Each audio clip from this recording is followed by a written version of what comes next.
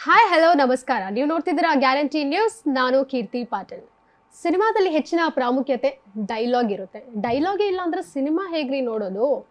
ಆ ಪಾತ್ರ ಆದ್ರೂ ಏನ್ ಅರ್ಥ ಆಗುತ್ತೆ? ಈ ರೀತಿ ಪ್ರಶ್ನೆ ನೀವು ಮಾಡ್ಬೋದು. ಆದ್ರೆ ಒಂದು ಡೈಲಾಗ್ ಸಿನಿಮಾದಲ್ಲಿ ಟ್ರೇಡ್ ಮಾರ್ಕ್ನ ಕ್ರಿಯೇಟ್ ಮಾಡುತ್ತೆ. ಅದೇ ಸ್ಟಾರ್ ಜೀವನದಲ್ಲಿ ಬೆಂಚ್ ಮಾರ್ಕ್ ಆಗಿ ಉಳಿದುಕೊಳ್ಳುತ್ತೆ.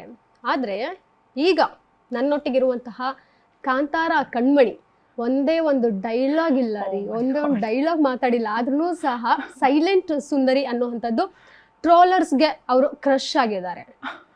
ಅವ್ರ ಅಭಿನಯ ಕ್ರಶ್ ಆದ್ರ, ಸ್ಮಾರ್ಟ್ ವರ್ಕ್ ಕ್ರಶ್ ಆದ್ರ, ಹಾರ್ಡ್ ವರ್ಕ್ ಆದ್ರ, ಅವ್ರ ಸೌಂದರ್ಯ ಕ್ರಶ್ ಆದ್ರ. ಅವ್ರನ್ನೇ ಮಾತಾಡ್ಸೋಣ. ಸೊ ಐರಾ ಕೃಷ್ಣ ಅವ್ರು ಇವತ್ತು ನಮ್ಮ ಪಾಡ್ಕಾಸ್ಟ್ ಜಾಯ್ನ್ ಆಗ್ತಾ ಇದ್ದಾರೆ. ಸೊ ಹಾರ್ಟ್ಲಿ ವೆಲ್ಕಮ್ ನಿಮ್ಗೆ. Thank you. ಬಟ್ ಎಂತ ಇಂಟ್ರೊಡಕ್ಷನ್ ಕೀರ್ತಿ. ಎಕ್ಸ್ಪೆಕ್ಟ್ ಮಾಡಿದ್ರ ದಿ ಅನ್ಎಕ್ಸ್ಪೆಕ್ಟೆಡ್? ಇಲ್ಲ, ಸೈಲೆಂಟ್ ಸುಂದರಿ ಅಂತ ಇವಾಗ ನಂಗೆ ಆಲ್ರೆಡಿ ಒಂದು ಟ್ಯಾಗ್ ಬಂದ್ಬಿಟ್ಟಿದೆ. ಬಟ್ ನೀವು ಇಂಟ್ರೊಡಕ್ಷನ್ ಕೊಟ್ಟಿದ್ರಲ್ಲಿ ನನಗೆ it was very very funny introduction. ಇರ್ಲಿ, ಜನ ಕೇಳೋದೇ ಫನ್ ಎಂಟರ್ಟೈನ್ಮೆಂಟ್ ಅಲ್ವಾ? Ya, of course, yes, ya. So thank you ನನ್ನ ಕರೆದಿದ್ದಕ್ಕೆ. It's very very warm and ತುಂಬ ಖುಷಿ ಆಗ್ತಾ ಇದೆ ನನಗೆ. ಹೇಗೆ ನಡೀತಾ ಇದೆ ಲೈಫ್ ನಿಮ್ಮದು? ಸೂಪರ್ ಆಗಿದೆ. ಇವಾಗಂತೂ ಕೇಳಲೇಬೇಡಿ, ಇಟ್ಸ್ ವಂಡರ್ಫುಲ್. ಕಾಂತಾರ ರಿಲೀಸ್ ಆದಮೇಲೆ ಫಸ್ಟ್ ಡೇ ನಾನೇನು ಎಕ್ಸ್ಪೆಕ್ಟ್ ಮಾಡಿರಲಿಲ್ಲ. I was like okay good, ನಾನು ಕಾಣಿಸ್ತಾ ಇದ್ದೀನಿ ಅನ್ನೋದೊಂದು ಇತ್ತು. ಬಟ್ ನಾನು ಎಕ್ಸ್ಪೆಕ್ಟೇ ಮಾಡಿರಲಿಲ್ಲ ಇಷ್ಟರ ಮಟ್ಟಿಗೆ ನನಗೆ ರೆಕಗ್ನೈಸೇಷನ್ ಸಿಗುತ್ತೆ, ಅಥವಾ ಯುನೋ ಎಲ್ಲ ಮೀಮ್ ಪೇಜಸ್ ಅವರು ನನ್ನ ಯಾರಿವ್ಳು ಅಂತ ಯುನೋ ಹುಲಿ ಜೊತೆಗೆ ನನ್ನ ಫೋಟೋ ಹಾಕ್ಬಿಟ್ಟು ಡೈಲಾಗ್ 0, ಇಂಪ್ಯಾಕ್ಟ್ 100% ಅಂತೆಲ್ಲ ಹಾಕ್ಬಿಟ್ಟು ತುಂಬ ನನಗೆ ಟ್ರೋಲ್ ಮೀಮ್ಸ್ ಅವೆಲ್ಲ ಮಾಡಿದ್ರು. ಸೊ ಹಾಗಾಗಿ it is good now. Lot of people recognise me now. ನನ್ನ ಕ್ಯಾರೆಕ್ಟರ್ ಎಲ್ರಿಗೂ ಗೊತ್ತಾಗಿದೆ ಇವಾಗ. ಸೊ ಎಲ್ಲರೂ ಅನ್ಕೊತಾ ಇದ್ದಾರೆ ನಿಜವಾಗ್ಲೂ ಡೈಲಾಗ್ಸೇ ಇಲ್ಲ ಅಂತ. ಬಟ್ ಇದ್ವು, ಕೆಲವು ಡೈಲಾಗ್ಸ್ ಇದ್ವು.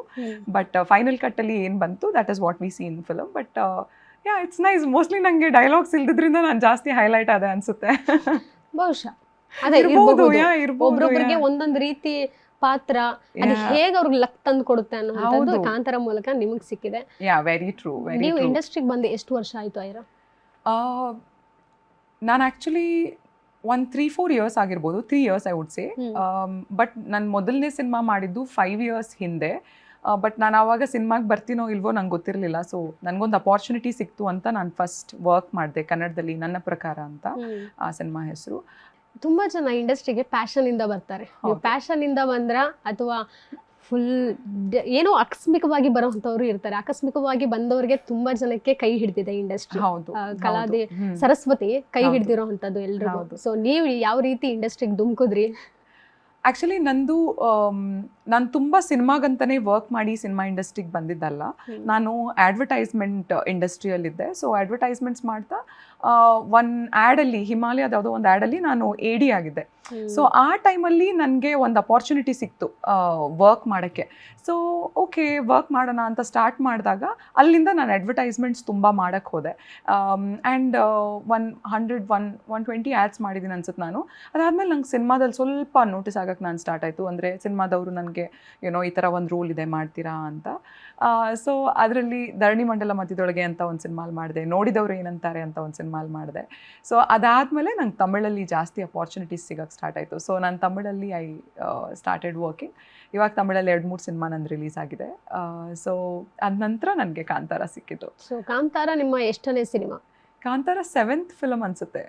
ಹೌದು. 7 is lucky for you. Very lucky. ಕೇಳಬೇಡಿ, 7 is very lucky. ಕನ್ನಡದಲ್ಲಿ ಒಂದು ಮಾತು ಹೇಳ್ತಾರೆ, ಏಳು ಬೀಳು ಅಂತ ಹೇಳ್ತಾರೆ. ಬಟ್ ನೀವು ನೋಡಿದ್ರೆ ಏಳಲ್ಲೇ ಗೆದ್ಬಿಟ್ಟಿದ್ದೀರಾ. ಹೌದು, ನಾನು 7 ಎದ್ದೇಳು ಆಗಿದ್ದೀನಿ. You are right. ಅಂದ್ರೆ ಕೆಲವೊಂದ್ಸಲ ನಿಮ್ಮ ಈ ಮುಂಚಿತವಾಗಿ ನೀವು ಮಾಡಿದಂತಹ ಪಾತ್ರಗಳು ಅಷ್ಟಾಗಿ ಜನಕ್ಕೆ ರೀಚ್ ಆಗಿರ್ಲಿಲ್ಲ. ನಿಮ್ಮ ಹಾರ್ಡ್ ವರ್ಕ್ ಇತ್ತು, ನಿಮ್ಮ ಪರಿಶ್ರಮ ಎಲ್ಲವೂ ಸಹ ಇದ್ರು ಆ ಲಕ್ ಅನ್ನೋಂಥ ಫ್ಯಾಕ್ಟರ್ ಬೇಕಾಗುತ್ತೆ ಕೆಲವು ಸಲ ಲೈಫಲ್ಲಿ. ಎಷ್ಟು ನಂಬ್ತೀರಾ? ಡೆಫಿನೆಟ್ಲಿ ನಾನು ನಂಬ್ತೀನಿ. ಬಿಕಾಸ್ ನಾನು ಈ ಸ್ಟೋರಿನ ಎಲ್ಲ ಕಡೆ ಹೇಳಿದ್ದೀನಿ. ಕಾಂತಾರ ನಾನು ಆಡಿಷನ್ ಮಾಡಿ 1 ವರ್ಷ ಆಗಿತ್ತು. ಸೊ ನಾನು ಕಾಂತಾರದಲ್ಲಿ ನಾನು ಸೆಲೆಕ್ಟ್ ಆಗ್ತೀನಿ ಅಥವಾ ನಾನು ಕಾಂತಾರದಲ್ಲಿ ನಟನೆ ಮಾಡ್ತೀನಿ ಅನ್ನೋದು ಐಡಿಯಾನೂ ನನಗಿರಲಿಲ್ಲ. ಸೊ ನಾನೆಲ್ಲೋ ಹಾಲಿಡೇಗೆ ಹೋಗ್ಬಿಟ್ಟು ಬಾಲಿಯಲ್ಲಿ ಹಾಲಿಡೇ ಅಲ್ಲಿದ್ದೆ ನಾನು. ಕಾಂತಾರದ ಕಾಲ್ ಬಂದಾಗ ನನಗೆ, ಸೊ ಇಮಿಡಿಯೇಟ್ಲಿ ನೆಕ್ಸ್ಟ್ ಡೇ ನಾನು ಫ್ಲೈಟ್ ತೊಗೊಂಡು ಬ್ಯಾಂಗ್ಳೂರ್ಗೆ ಬಂದು ಇಮಿಡಿಯೇಟ್ಲಿ ನಾನು ಮಂಗ್ಳೂರ್ಗೆ ಹೋಗಿ ಕುಂದಾಪುರದಲ್ಲಿ ಶೂಟಿಂಗ್ ಇದ್ದಿದ್ದು. ಸೊ ಇದೆಲ್ಲ 24 hours ಆಯಿತು. ಸೊ ಲಕ್ ಫ್ಯಾಕ್ಟರ್ ತುಂಬ ತುಂಬ ಮ್ಯಾಟರ್ ಆಗುತ್ತೆ. ಏನಾದ್ರು ಮ್ಯಾನಿಫೆಸ್ಟ್ ಮಾಡ್ಕೊಂಡಿದ್ರೆ ಹೇಗೆ? ತುಂಬ ಮ್ಯಾನಿಫೆಸ್ಟ್ ಮಾಡಿದ್ದೀನಿ. ಸೊ ನನ್ನ ಮನೆ ಭಟ್ಕಳ, ಕುಂದಾಪುರ, ನಾನು ಆ ಕಡೆನೇ ಬೆಳೆದಿದ್ದು. ಸೊ ಇದು ನಮ್ಮ ಕಲ್ಚರಲ್ ಆಲ್ರೆಡಿ ಇರೋದ್ರಿಂದ ಕಾಂತಾರದಲ್ಲಿ ತೋರಿಸೋ ಕಲ್ಚರ್ಸ್ ಎಲ್ಲದು ನಾನು ತುಂಬ ಮ್ಯಾನಿಫೆಸ್ಟ್ ಮಾಡಿದೆ ನಾನು ಕಾಂತಾರದಲ್ಲಿ ಬರಬೇಕು ಅಂತ. ಎಸ್ಪೆಷಲಿ ಫಸ್ಟ್ ಕಾಂತಾರ ರಿಲೀಸ್ ಆದಾಗಂತೂ I was just thinking oh my god ನಾನು ಈ ಸಿನಿಮಾಗೆ ಬರಲೇಬೇಕು ಅಂತ. ಬಟ್ ನೆಕ್ಸ್ಟ್ ಕಾಂತಾರ ಅಲ್ಲಿ ಅದಾಯಿತು. ಅಂದ್ರೆ 1 year ಆಡಿಷನ್ ನೀವು ಕೊಟ್ಟಿದ್ರಿ, ಅದಾದ್ಮೇಲೆ ನಿಮ್ಗೆ ಕಾಲ್ ಬಂದಿದ್ದು. ಹೌದು. ಸೊ ಎಷ್ಟು ತಾಳ್ಮೆ ಇರಬೇಡ ನಿಮ್ಗೆ. ಇಲ್ಲ, ನಾನು ಮರ್ತೋಗ್ಬಿಟ್ಟಿದ್ದೆ. ನಾನು ಅನ್ಕೊಂಡೆ ಅದು ಬೇರೆ ಯಾರಿಗೋ ಹೋಗಿದೆ, ನನ್ಗೆ ಸಿಗ್ತಾ ಇಲ್ಲ ಅಂದ್ಬಿಟ್ಟು ನಾನು ಅದನ್ನ ಮರ್ತೋಗ್ಬಿಟ್ಟಿದ್ದೆ. ಸೊ 1 year ಆದಮೇಲೆ ನನಗೆ ಅಸಿಸ್ಟೆಂಟ್ ಡೈರೆಕ್ಟರಿಂದ ಕಾಲ್ ಬಂದಿದ್ದು. ಸೊ ಶಾಕ್ ನಾನು. ಸೊ ಆ 24 hours ಫುಲ್ ನೆಕ್ಸ್ಟ್ ಡೇ ನಾನು ಕಾಂತಾರ ಸೆಟ್ಟಲ್ಲಿ ಇದ್ದೀನಿ. ನಾನು ಸಿನಿಮಾಲ್ ಮಾಡಲೇಬೇಕು ಅಂತಿದ್ರೆ it's just luck. It just happens. Okay.